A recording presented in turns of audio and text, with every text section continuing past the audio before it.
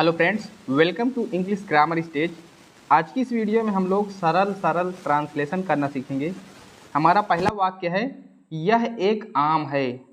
देखिए, जब ये सरल ट्रांसलेशन दिए जाएं तो इनको ट्रांसलेट करने के लिए हम क्या करते हैं, पहले यह की अंग्रेजी लिख देते हैं। यह की अंग्रेजी क्या होती है? This, THIS। इसके बाद है की अंग्रेजी लिख देते हैं इज। इसके बाद एक की अंग्रेजी होती है ए और आम की अंग्रेजी होती है मैंगो। ये हमारा ट्रांसलेशन हो गया। ठीक, अगर हमसे कह दिया जाए यह एक आम नहीं है तो कैसे बनाएंगे? तो देखिए, इसको भी देख लीजिए, दिस इज।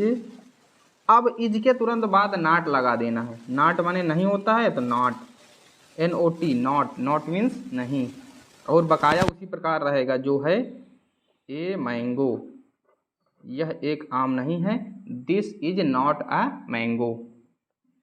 इसी प्रकार यह एक कुर्सी है तो लिखेंगे दिस इज ए चेयर। और इसका आप लोग बताइए, तो इसका हो जाएगा this is not a chair, है ना? अब आप लोगों को समझ में आ रहा होगा, ये निगेटिव सेंटेंस है, यानी कि जिसमें नहीं शब्द होता है, और ये सिंपल है। अगला हमारा ट्रांसलेशन है, यह एक छाता है तो लिखेंगे this is A umbrella, UMBRELLA। अब ध्यान दीजिए, यहाँ पर ए नहीं लगेगा, ए के स्थान पर एन लगेगा, AN। क्यों?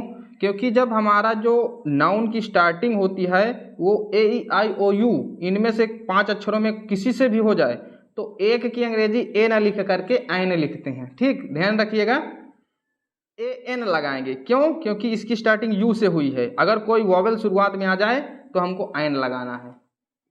यह एक छाता नहीं है तो लिखेंगे this is not an umbrella, UMBRELLA।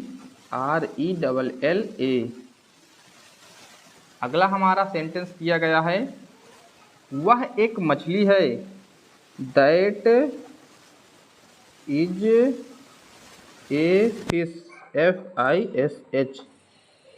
अगला, वह एक मछली नहीं है तो लिखेंगे that is not a fish, that is not a fish. इसी प्रकार, वह एक अंडा है, दैट इज। अब यहाँ पर एक की अंग्रेजी क्या लिखेंगे? एन लिखेंगे। क्यों? क्योंकि अंडा की अंग्रेजी एग होती है।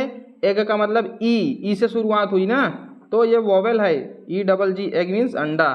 तो इसलिए एक की अंग्रेजी ए ना लिख करके एन लिखते हैं। इसी प्रकार इसको भी ट्रांसलेट करेंगे, that is not an egg.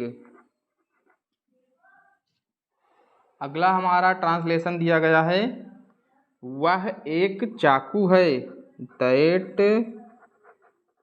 Is a knife, KNIFE। Knife means चाकू। इसी प्रकार इसको भी लिख देंगे, that is not a knife. अगला हमारा ट्रांसलेशन है, यह एक बकरी है, this is a goat, GOAT, goat means बकरी। अब इसका ट्रांसलेशन आपको कमेंट बॉक्स में बताना है। बहुत ही सरल ट्रांसलेशन है। अगर आप इस वीडियो से कुछ सीखे होंगे तो इसका ट्रांसलेशन जरूर कर लेंगे।